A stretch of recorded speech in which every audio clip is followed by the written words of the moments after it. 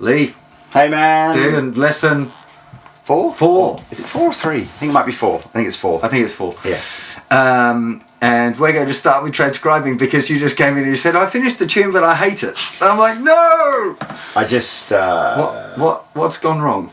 I don't know. So obviously it's a Albert King. It's like it's you. It's your an original piece of music you, but played in the style of Albert King. Right? So anyway, I found that the easiest way to transcribe it was to use that piece of transcribe software. Use it so that you would get like a loop of the sort of the riff section that he was playing, and it would just go over and over and over again. Yeah. And and you'd go, okay, well, so that's this, and you or whatever. So you go, stop, right? Just write that down. Go to the next bit. Do the next bit. Stop. Yeah. Just write that down like that. I just thought it was boring. Right. Okay. So, what's the point of doing it? And this is really, really, really like the most crucial thing. And I just want to reiterate that if I ever ask you to do something, I want you to understand why at a really fundamentally deep level. Just because when you do stuff because somebody tells you to do it and you don't really understand why, you'll never do it as well and you won't catch the essence of the thing. So every time I give you anything ever again, I want you to really, at a really deep level, understand he's asked me to do this because this. Yeah. So, have you got any inkling? What was the because why we should transcribe? It wasn't just me going, oh, he's never transcribed before, he should do it. That wasn't the reason. I mean, I guess the takeaway I got from it was learning to play a solo or whatever exactly how it was done, rather than just sort of going, oh, it's kind of roughly here, and it's like my sort of version of it. And there definitely are licks in there that I would never have played. And obviously once you've kind of transcribed them and played them yourself, you might go, oh, I might throw that in somewhere else or whatever. But I'm not sure beyond that what the... Okay, so let me go through that, because there's a whole string, and this is the...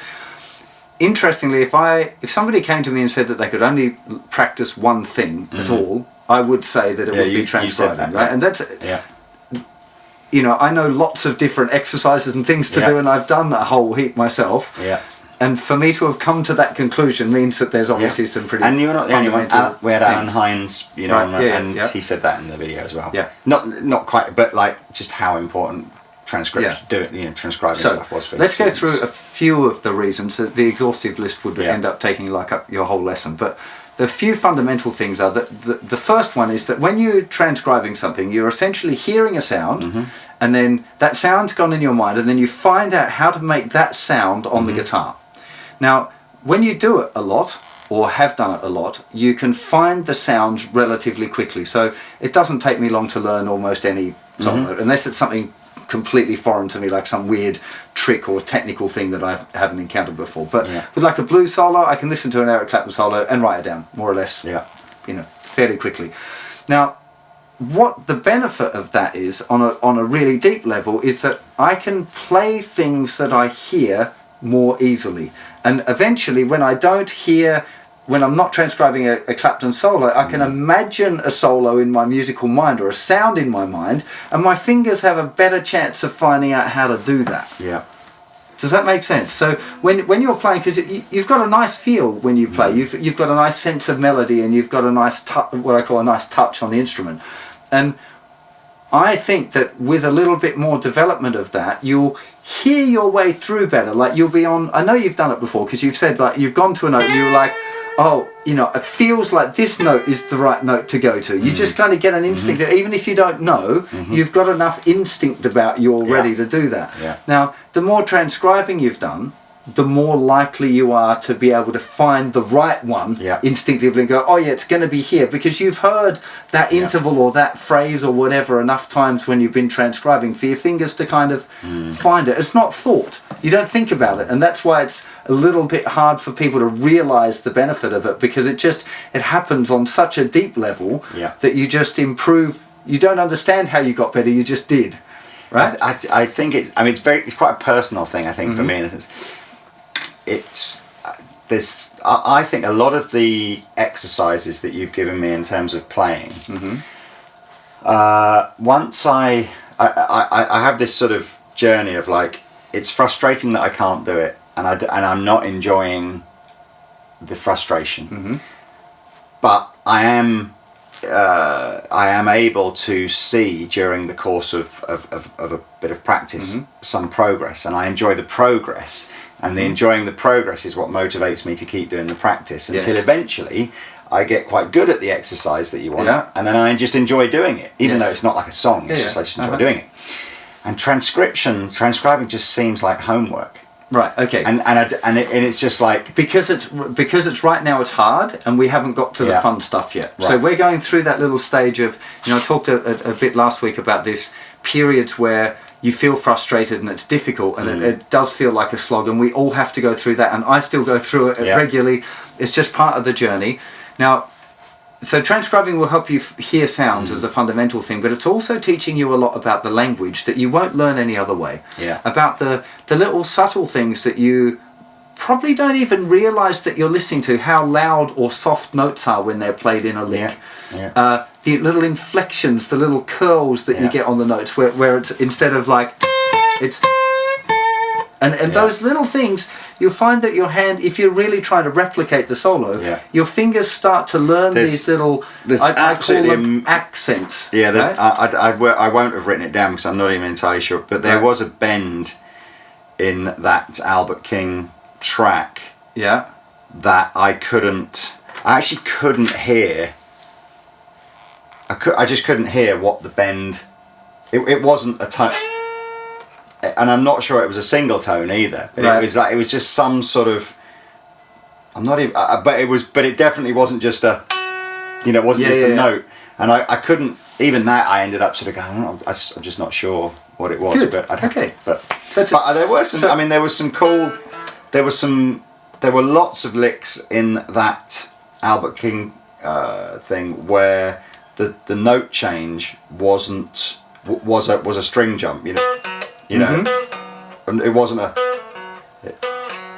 and that was quite good. There was, because I don't play like that normally. I don't use those kind of licks. So which is funny that your fingers are dictating what you play rather than your ears are dictating. So instead of music dictating what it is that you play, your ability for your finger to reach a note is restricting what you might play. And that's one of the reasons why we want to develop technique, and the reason we do exercises like thirds and fourths and all that sort of stuff, is to get your fingers used to being able to do these things that were awkward, so that eventually you don't want technical problems to hinder your expression of a musical idea. And that's making it sound really arty-farty, but that is kind of the point, the big point. Right, now I want to talk about another transcribing thing, because these things are really important. I'm going to show the pic, just to prove. I did genuinely, it's terribly badly done. I still said to Justin, I don't understand what the lines are really supposed to represent. Then it's not a timing thing, it's sort of more representing when I felt like a lick came to and sort of started and finished. But I'm pretty sure if I had the track on in the background,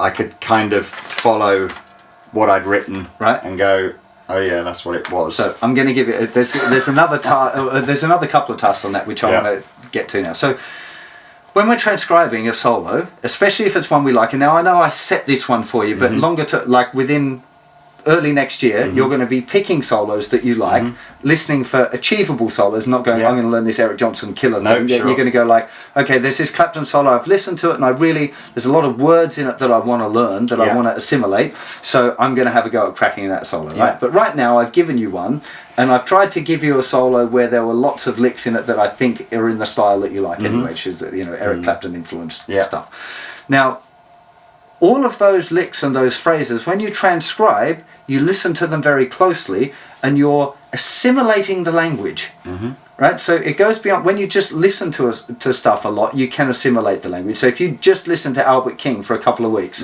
like only listen to Albert King, and then you came back and improvised a solo, you will have absorbed some of that stuff. But some of it, like the timing and the feel of it, you will have absorbed. But the notes probably less so. Whereas when you transcribe, you absorb those licks and the language, and your next task is to play that solo. So next week, this current week, instead of transcribing, I want you to learn that solo and be able to play it for me without the page. So I'm going to play next lesson. I'm going to play the rhythm guitar for that solo, and I want you to hear the whole solo. And then what we're going to do the next session, once you can do that, is analyze what you're doing and explain and go, look, here's those notes. Why did you use that note? Why was that one here? How did that work? What was that bend? But I want you to try and do it so you can play along with the transcription that you've got, the recording that I've given you. I want you to play along with that and see how close you can get it in every way, with the bends, the subtle, the slide, the volume. Really see how close you can get. It's an exercise. It is. It's like a 2-minute solo, isn't it? Effectively. But if you've written it down, no, and there's nothing really super killer in it, and now that you've written it down, follow along with it a little bit as it's written down, and then start to see how much you can do from memory. So just do the first lick first of all. Just can you go I think, if that's what it is. That's how I remember it anyway. I think it is. But you've done it in a different position, that's fine, I don't care. No. I say oh. Good. Next bit.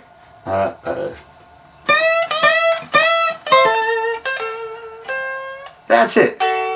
Excellent. Okay, that's enough. So just go through one lick at a time. Learn the first one from memory. Where did you play the first part of that? Just that. So it's.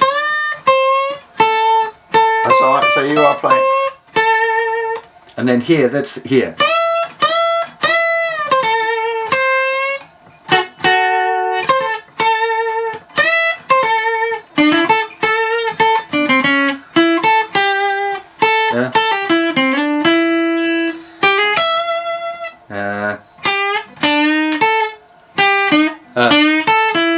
I think that was the bend, because A doesn't.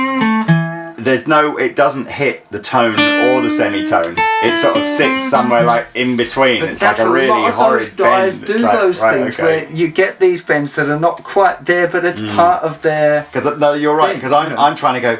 Where's the bend finishing? It's like it's not finishing on any of those notes. It's just like there's obviously just an in between. Just like they do it horrid. Sometimes, well, it's horrid. Well, not horrid to listen to, but like horrid to try and write down. Well, no, be thankful you're not writing down rhythm, because those blues guys play right across the beat. So actually trying to write down the rhythm of that stuff is really, really, really difficult. I hate it. I did a blues solo book a while ago. It was a nightmare. Would you transcribe it using proper musical notes, or would you? Because you presumably with tab it's next to impossible to put rhythm in. No, I write so if I'm doing transcriptions for myself, I write the rhythm above the tab. Right. So I just have I write tab. The reason is when you look at written notation, the note E, the top space in the dots, that one is there.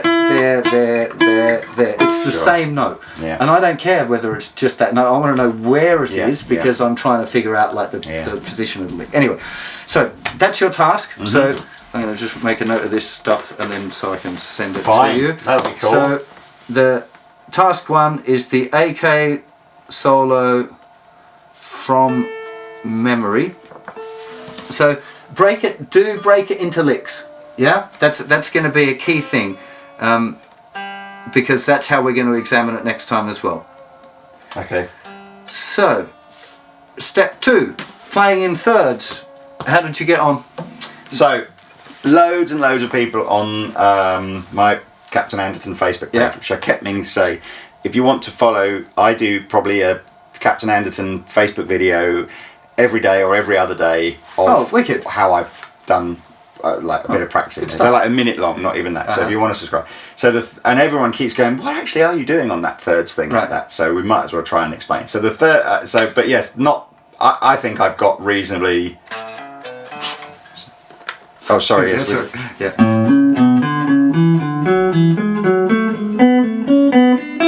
Oh man, under pressure, it's always. Slow it down a little bit. Okay.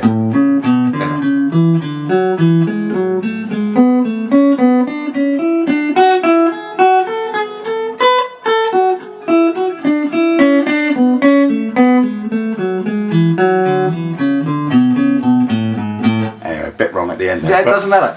Really I good. would say 9 times out of 10, I will do that now, which is massively better than it was. And your alternate picking everything correctly except for one pairing, which is the one where it moves on the B string, where your probably concentration is moving over here to that. What, that one where you've got to do the... Yeah. Exactly. Something's irking with the picking, but I'm not worried about that. And that side as well, I remember when we just had to do the scale originally, the alternate picking was what threw me the most. Right. And definitely now I'm kind of not thinking about that. Good. Play me the scale up and down, not fast.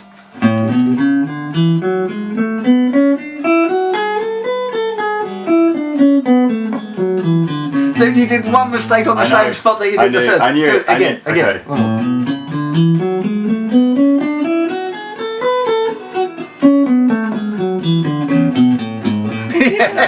It's good.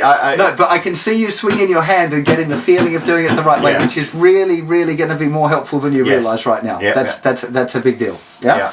So that's gone really well. Yeah, I don't know if anybody. I'm going to do something on my Facebook page, because if the camera's too far away and you still can't see what we're doing, I'll explain that in a Facebook thing. I did a lesson on thirds, so if you go on the website and you go to look up in thirds or scales in thirds, then or you go to the Lee's lessons. If you look for Lee's lessons, I've got a link to the series. I did it in all 5 positions as well, which is what we're about to embark on. Wow! I mean, the other one, obviously, I was practicing was the.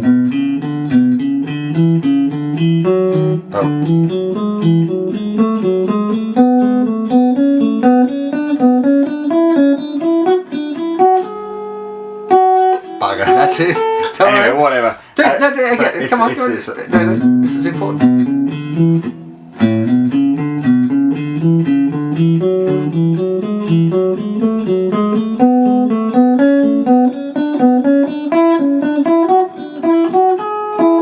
That's it. Hang on. Whatever. Can I go? No, start from the top, Hang on. Get slower, you've sped up.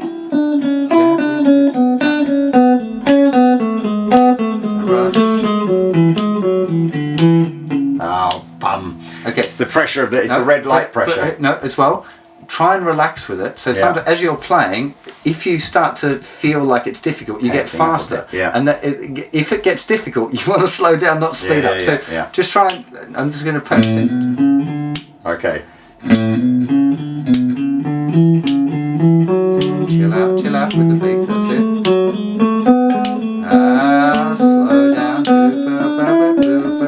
Slow down. Slow down.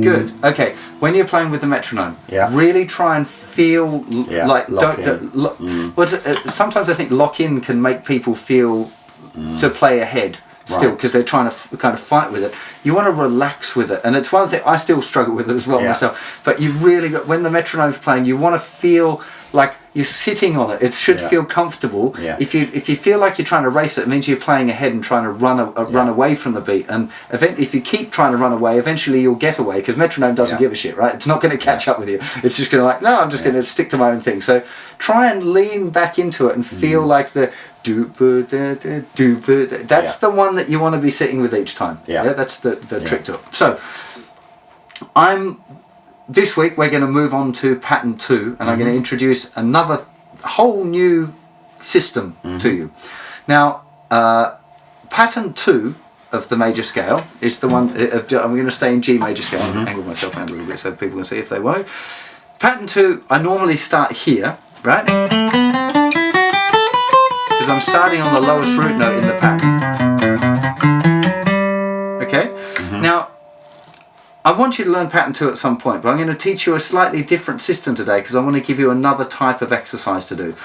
And these type of patterns, this 5-position playing, you're aware of 3-note per string and the cage system. Have you heard of both of those things? Yes, I have, yeah. So the 5-position system gives you a scale that fits around each chord shape. So I know it's something we did on Rut Busters. So if we looked at the G chord, we've got G, G, G, G and G.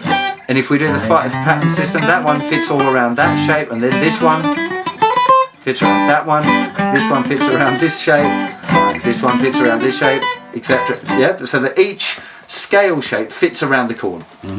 Now, that's the system that I think is the best system for most people to learn first, because it makes it easier to see the function of the notes in the scale against the chord.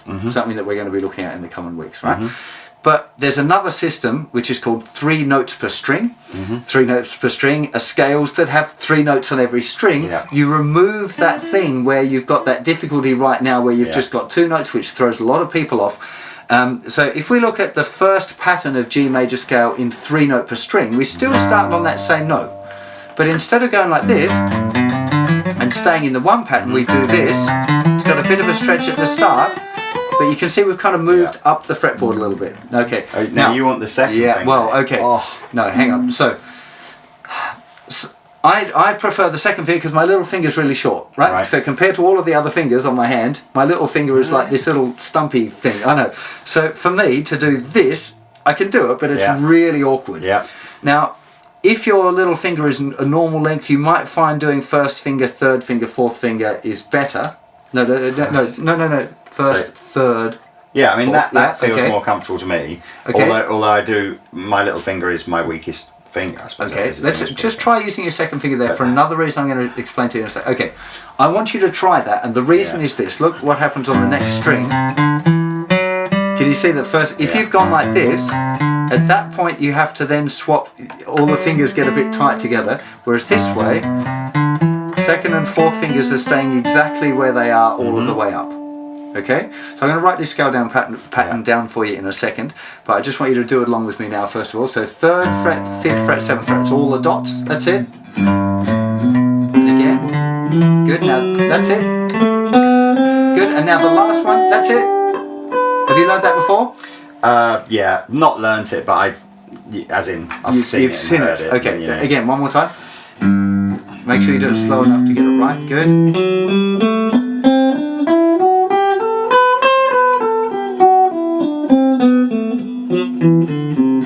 Excellent. Okay. God, again, it's just a freaky stretch, that one is. And I see you do it, and I see Danish Pete do it, and the stretch between their first and second fingers is enormous. And mine is rubbish. And the only way it'll get better is by doing it. Yeah. It's never going to get better. Like no. Do the scale. Right? This is another one of those kind of guitar myth fallacy things I think's best nipped in the bud. You know those squeezy balls that you can get for playing guitar? Completely shit idea. Play guitar. Don't practice on a ball when you can be playing guitar. It might be fun if you're stuck on a train and you want to do something with your hand, but if you've got the opportunity to do something on guitar, do it on the guitar, right? So you're going to have 3 note per string. On it, you're going to play that scale up and down, and you're going to use alternate picking still. Then you're going to do thirds, and then you're going to do 4 in a line, and then we've got another couple of exercises too. So let's just try and do thirds first of all. Actually, you just did the scale up and down. Now let's try and do thirds. Can I do it in A, or have I got to do it in G? No, I want you to do it in G. Yes. So third. Yeah. Slower. Do da, do. Back to the one you missed. That's it. Good. First finger. That's it. And it'll go over. That's it. Fold it over. Hang on. Just on that string lead, I want you to go from the tip and then fold it. Tip. Fold it down. That's it. Good. We'll hit that more next week. Little finger. Again. That's it. From the beginning. Yeah. Okay. Man. Down, 2, nice and slow. Good. Yes. Keep going.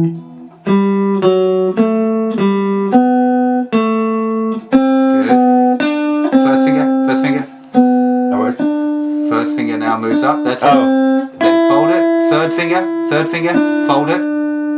Good, first finger, that's it.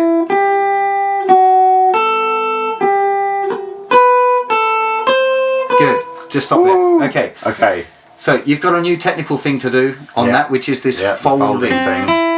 Folding or rolling. So you go from the point to the flat, but notice that when I go to the flat, that the tip of my finger is lifted off and you're no longer hearing that note. I don't want you to hear this. Oh, okay. I don't want to ring out. I want it to go from tip to the fold, and the tip of the first finger is just lifted off enough to mute that string. Okay? I think when I was doing the rep position 1 thing, it helped me kind of get that. I think I wanted to just focus on doing that until I was reasonably adept at that, and then do the thirds thing. You've got it. Yeah, don't worry. So that's okay. You're fine. So this is going to help you on a whole ton of different levels, and especially the next exercise that you're going to do as well. So, in fact, I'm not going to do 4 in the line. I want you to do thirds, and then I want you to do this next one. We'll do 4 in the line the following week. Okay. And the next one is, I'm going to call it slurs, which is hammer-ons, both directions, and I'll explain that in a second. And then flick-offs. I call them. Everyone else calls them pull-offs. I think that's you don't pull them anywhere. You flick them, and so I call it a different thing. It's essentially the same.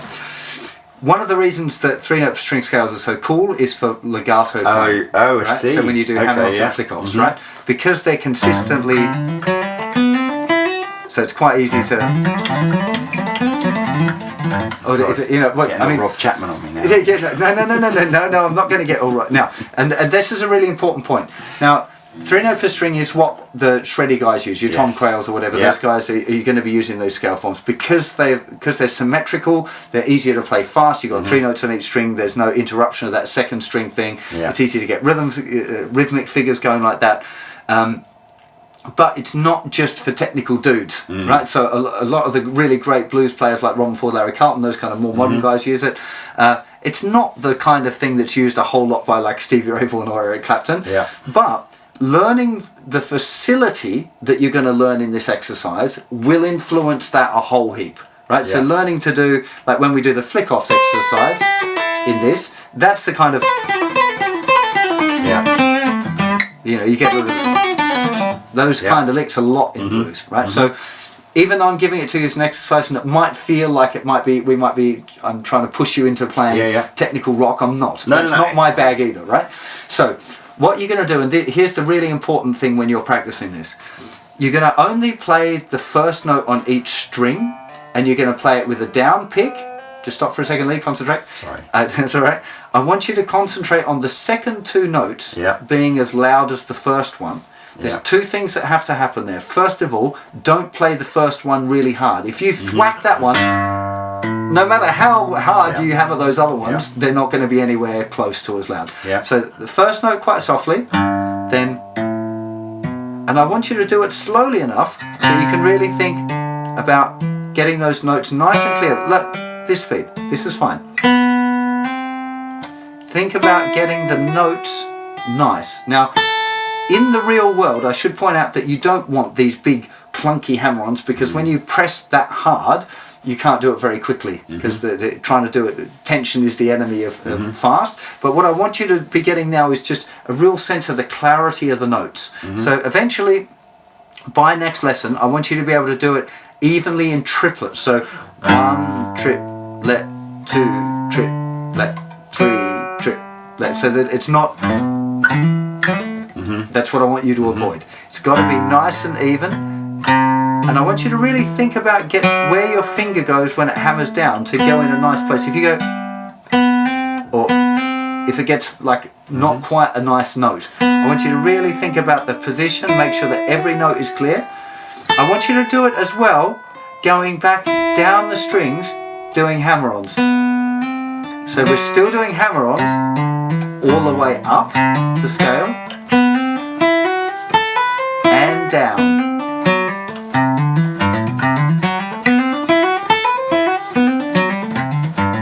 I don't want you to get that fast by next week. That would be bad if you got that fast, because I really want you concentrating on the quality, not the speed, right? That's part one. That's hammer-ons. Then you're going to do exactly the same thing as flick-offs, which you're not going to like. I'll guarantee it now when you go to practice this. No, starting here. You're going to go pick, flick, flick. Oh, I see. Second finger, second finger, second finger. That's it. That's horrid. Yes, I know. Good. That's it. Next string, slightly slower. It's horrible. Yes, it is. I'm sorry. There's not much of a. I can feel my little thing. There's any no flick in it. There's just I'm just lifting my finger off. Yeah. That's it. Good. That's it. You have to get the fingers prepped in advance. Move the first finger over. So now get them all ready. Good. Pick, flick, flick. Get them all ready. That's it. Good. Now down. Keep going. So down. That's it. Good. Good. Excellent. Okay. Now just stop for a second. Stop. Yes. Now, your hand's probably going to get pretty sore. Yeah. Right? Because you're stretching it and doing something that it's not used to doing. Yeah. If it hurts, I want you to stop straight away. Yeah. If it's getting sore, like you've been to the gym or worked out too hard or whatever, then that's okay. Yeah. Right? It's allowed to be sore, but it's not allowed to hurt, and that's really important because if you get it to the point where it hurts, you could end up with RSI tape, carpal tunnel, or one of those. I'm not going to be doing this for 8 hours a day. No, don't. So maximum for the hammer-ons and flick-off stuff is 5 minutes maximum. Okay, but I really want you to. There you go, I'm fast again. Sorry. The key thing here for this week is to do it slowly, because if you do it really slowly, I can teach you how to do it faster next week, and it'll be much better. Yeah. If you try and do it too fast, you end up being able to play shit fast. Yeah, that's. And I don't want you to play. I want you to play really well fast. Yeah. Right. I know it sounds funny, but it's. If you practice doing it without really good technique, you'll just learn to do it with the bad technique really quickly. Yeah. And that's one of the biggest criticisms I have of a lot of students that learn to play fast is they don't learn to play fast well. Yeah. So when they play fast, it's a bit blurry and not really articulate, and you can't really hear what's going on. When you listen to the guys that are really incredible fast guitar players, Steve Vai's my favourite example. If you get that first record, Flexible, there's a song, I can't remember the name of the song, but there's this bit where it's just everything stops and he plays, and I've slowed it down, and no matter how slowly you slow it down, every note is just perfectly played. You know, and if it's the same if you listen when I'm transcribing stuff Gilbert like thing, isn't it? He's just Paul Gilbert or Tom Quayle's another one who I love. You know, when I've transcribed it, well, not that I've done much of his stuff, but when I've done it, I slow it down and it's like every note is perfectly articulated. There's no fluffy shit going on there, and that's really important. So, and particularly because you're not going into shredder land. I don't see you turning into, doing all the widdly wongly stuff, right? So I want you to concentrate on doing that really well, not really fast. I need to build up that stretch. I think I need to spend the first, 3 or 4 days after this lesson of just focusing. I'm going to give you another exercise instead. Okay, and I'm going to put this item as 3, but I'm going to move it up in here, and you're going to do this after you've done the transcribing, and that's the finger stretching exercise. If you're following along at home, it's on the website, and it's one of the best exercises on the whole website, although it's not one that's done often. Here you go. It just feels so here's what you're going to do. I'm going to just do it quickly because I've got to crack on to the lesson. But there's a video for this. I'll send you a link to the video on the lesson. There's a tab for it as well. So you start either at the 7th or 8th fret with all of the fingers, 1 finger per fret, and you play it, and you do it really slowly. I'm going to do it faster now, but you just do it like this. See that the fingers are building up each time, and you only go up, you never go down. Can you see the fingers are all parallel, and that these two fall outside, and these two, where I'm trying to, that the people, these two tend to grip together, and these two kind of fall outside. That's normal. That's how the hand is shaped. If you go like this, if you hold your hand out and you go like that, see they're all kind of coming in toward a central point. Yeah, that's when they're like that, they're all leading toward a central point. That's why the outside two lean out, and that's fine. So after you've done that once, you're going to drop first finger back 1 fret. Let's just do it quickly. So that's it. No, hang on. If you're going to start there, start on the 7th fret. That's it. 1 finger per fret. First finger will drop back. That's it. And then you play exactly the same, but you do it at this speed, Lee. That's it. And don't release any of the fingers. That's it. So you're not really. That's exactly. The trick, is it? Right. Okay. That's how you get the stretch. That's it. Keep going. It should feel harder as you get further down. That's it. First finger, don't lift it off until you move to the new... No, it's off. It's off. Oh, sorry. Yeah. It's got to stay down the whole time, otherwise you're not getting the stretch. That's it. And then you go up on the next string. That's it. Leave first finger down, leave first finger down. That's it. Now try, just stop for a second. I want you to try, leave the first finger down, but I want you to try and keep the fingers nice and parallel. See, that's keep more, this, okay. Exactly, because that's where you're going to get that stretch. If you do this, look, it's a different stretch to this. Exactly. Yeah. So that actually what people probably can't see, the thumb placement is almost sort of perpendicular with the sort of skunk stripe on the back of the neck. Here we go. Everybody's thumb is in a different place because the way our hands are made and the way the flexibility that you have in your thumb is different for almost everyone. So it can be quite risky to say it should be in a particular spot. Actually, it's more to do with the alignment of this hand and the fretboard. Look, if I do this way, see the way the alignment of this is an angle pointing down, whereas if I do it the way I want you to do it, the palm of the hand is parallel to the fretboard. That's it. Okay, now what you do is you'd move first finger back to where it was, 7th fret. That's it, and you move little finger up 1 fret. So now you go, that's it, 3rd finger, little finger, that's it. Good. Now, just note again, so you do it correctly, but you would do it 10 times slower than that. Yeah. The same as if you're doing like a yoga class or some sort of physical thing where you're trying to increase your flexibility, you don't do it fast. It's actually not as beneficial to do it fast. Right. The point is to feel it stretching.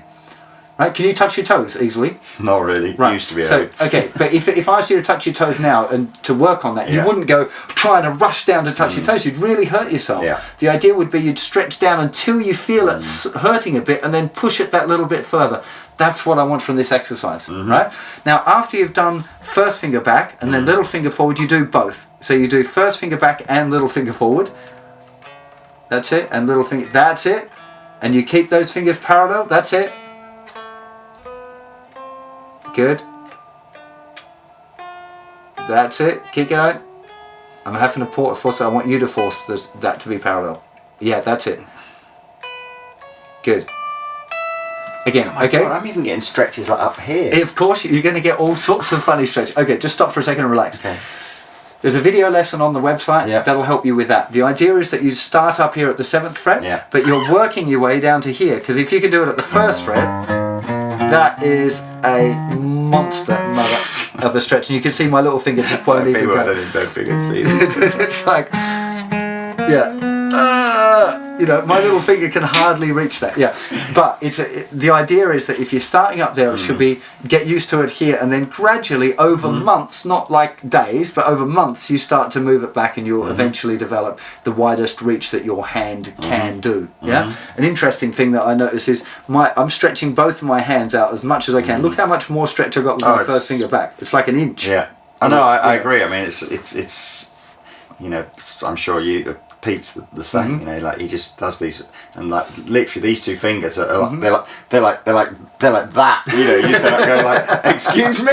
It's like you could. It's just practice. It's the same as when you go to classes where you see really flexible, like yoga things or whatever, where they do those stupidly crazy stretchy things. They didn't just do it. They gradually work their way to it, and you're just seeing the end result. The same as right now you're going, oh, I can't do this. By Christmas, that will be a piece of cake. You will have no issue with that whatsoever.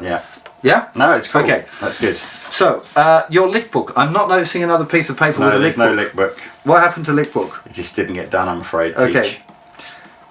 Do you okay, now, usually when people don't do stuff that I want them to do, they don't understand why they are supposed to do it. So what was the reason that I wanted you to do a lick book?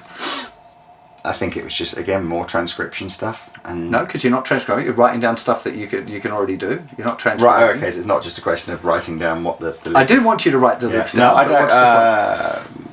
I don't know, just didn't get around to doing it, so I suppose. Right, yeah, but what's the reason I wanted you to do it? I don't know. Okay, so again, in the future, if I ever ask you to do something and you don't know why I want you to do it, ask me, pester me. And this the same goes online. If you go to my site and you're doing a lesson and I haven't explained why, pop it in the comments and ask me. So the point of the lick book is for you to start seeing your vocabulary, what licks you know, and then we're going to start looking at how they work. Why do they work? Why are you playing this lick? What are the notes are? What scale is it from? Does it fit over every chord? Does it not fit over every chord? And then we're going to start doing games like, I want you to do a solo using only one lick. Then I want you to be able to do a solo where you use none of the licks in your lick book. Yeah. Then I want you to consciously go, I'm going to use this lick and this lick with this new lick. So you start to work in new phrases that you might learn from that solo that you like, in with a few licks that you know. Right? It's a really revealing process to see what licks do you know, because there will be a finite number of licks that you play. Yeah, some of them I kind of know already because I've seen you play enough that I already know some of your pet licks, but I want you to get to know which are your pet licks. We might start looking at one and go, well look, here's a lick that you use all the time, how can we fiddle with it to make it a little bit more creative, so when you go to do your solo you're not just playing that one lick. You know that when your fingers naturally go into that lick, you've got 20 variations of it that you might draw from. That's a trick that I got from Larry Carlton when I was asking him about like, how do you start your solos and stuff, where do you get your ideas from, and he had like set little phrases that he knew a million variations of that he knew were fantastic starting points for a solo. You know, and then he's the all-time master of that stuff, so he can just grow them into these magnificent things. But it's a really good idea to have starting points that you can manipulate really well. So that's the point of Lick Book. Try and do. I will do that. 10 licks, Lee, is going to take you tops 20 minutes. Fine. Tops. I'll do 10 licks. So get 10 licks down, and we'll try and do a few more every week. So,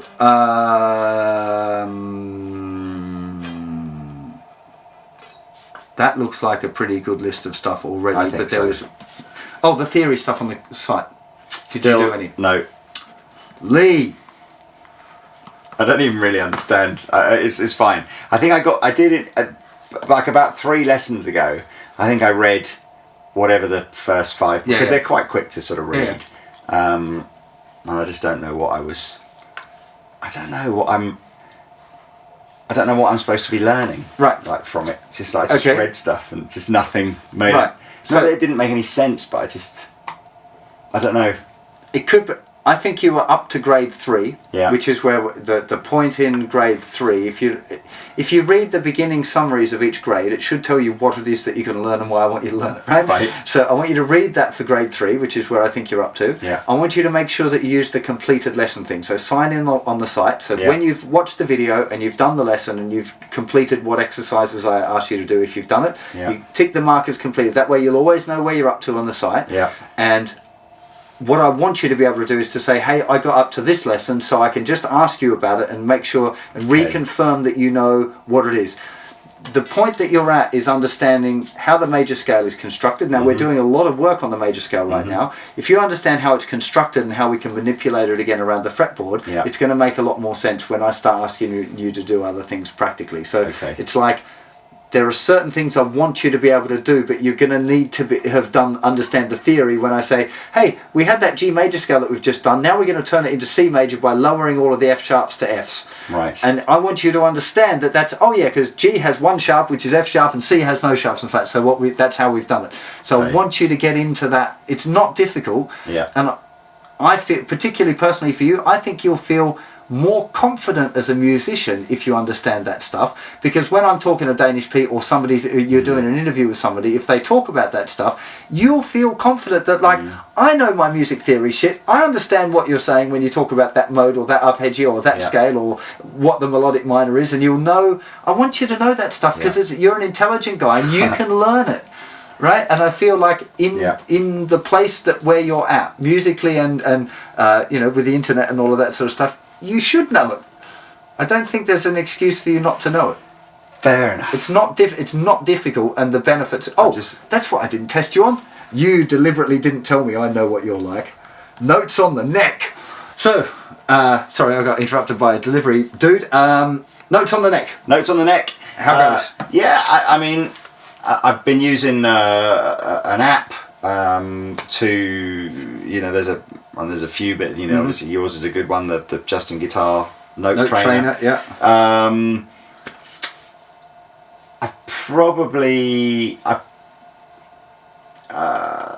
I still there's a bit of a disconnect for me of looking at an app and going, oh, that one's that one, that one's that, and I think find it. So this comes back. There's two things. One, never use an app when you've got a chance to play guitar. I don't want you to sit with the guitar in your hand using an app. Yeah. That would be like a travesty. Yeah. If you can do stuff, anything on the guitar, don't waste time that you can play on guitar. The app is for the toilet, the boring meetings, whatever, you know, wherever you've got. If you're stuck somewhere, exactly. Well, most of us at the toilet, you know, at least once a day, one would assume, and you could do a little bit of note training on that. Yeah. So I mean, it's better than it was. It still feels like what I'm doing is there are certain notes on the fretboard that I absolutely know, like root notes of chords, for example. So when someone's saying, so what's that one then? I'm kind of going, well, it's the octave of that one, and that's, you know, that's my F sharp, so therefore that must be the F sharp. Good. So obviously whatever that, like half a second or whatever that your brain is, so it's not sort of going, that's an F sharp, it's going, no, oh, what's dude, that? That is absolutely fine. That is part of the journey where you have to work it out, and if you keep going, you will just know them. And it's important not to get frustrated and feel like, oh, I'm doing it wrong, because you're not. That is absolutely the right way to do it. We all did it. I just so you get where I'm coming from, I didn't know what the notes were on the fingerboard or how to read music until I was 18. I'd already been gigging for years, 6-7 years. I could play like Joe Satriani songs or whatever, but I didn't know the notes on the fretboard at all. And it wasn't until I went to a classical music school where they said you have to learn to read. The head of the guitar school said, look, you can play, but you really need to be able to read and do stuff. He gave me a horrible piece of sheet music and said, if you can learn this in 2 weeks, I'll let you into the school. So basically I had to learn the notes on the fretboard, and for my first year at that school I was doing exactly what you're doing. I'd look at the note and I'd go, every good boy deserves F sharp, it's the top line, that's F, E, F sharp. And it was that slow, but when you start doing it and you do it regularly, it just becomes instinctive, and you eventually you just know what the notes are. You don't have to think, oh, that's an F sharp. You just know it. You don't have to do those calculations forever.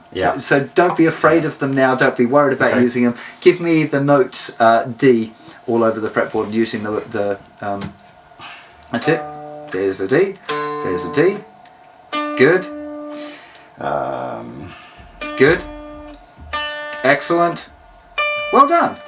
You got it. Okay. So I mean, that's great. That's what it is. So it's better than it was. It's just not. Do you not like, remember the first time I actually on the very first Rut Buster or whatever, or before that probably, I sat down and said, okay, give me some notes there, and I can't remember what the note was, but you were just like, I don't even. I don't know. There's somewhere like you know. No. So that's already a marked improvement on what it was when I met you a few months ago, or whatever. You know. So that's great.